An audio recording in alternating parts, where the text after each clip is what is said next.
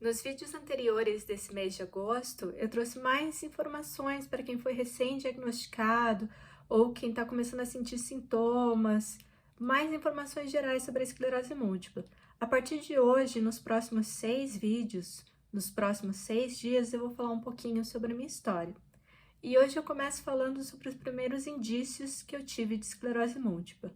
Então, no início de 2017, mais ou menos, eu comecei a sentir um barulho no ouvido quando eu ia dormir, tinha um ruído e ele estava me incomodando.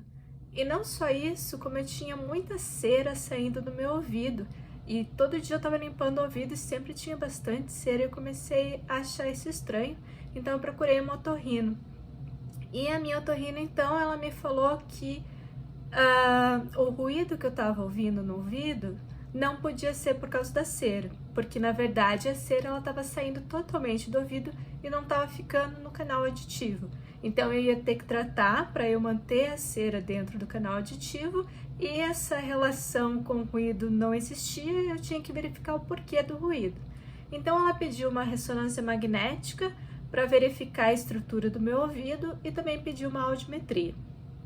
A audiometria saiu com um pouquinho de perda de audição em altas frequências e baixas frequências para um dos ouvidos, que eu não lembro mais qual.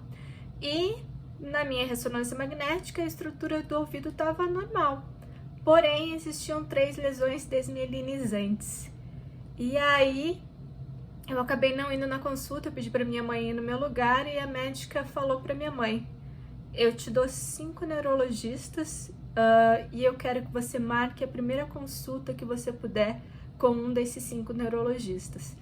Minha mãe ficou chocada e assim que ela saiu do consultório, ela já começou a ligar, verificar quando que seria a próxima consulta para todos eles e aí até nenhum deles tinha consulta logo para convênio, apenas se fosse feito particular. E aí a minha mãe acabou pegando dos 5 que tinha condições, né? Porque consulta particular não é sempre barata, então a gente pegou um com um valor ok. E aí ela marcou a consulta com esse médico. E aí eu fui no consultório conversar com ele e ele falou: não se preocupe, pode não ser nada.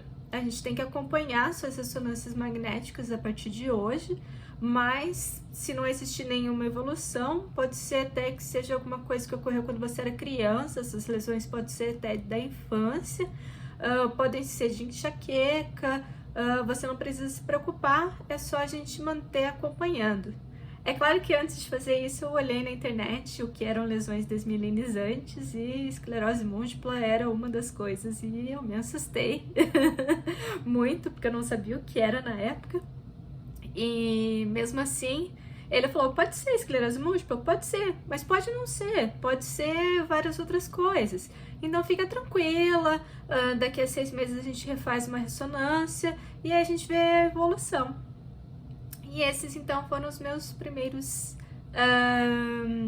evidências. Amanhã eu falo então dos primeiros sintomas.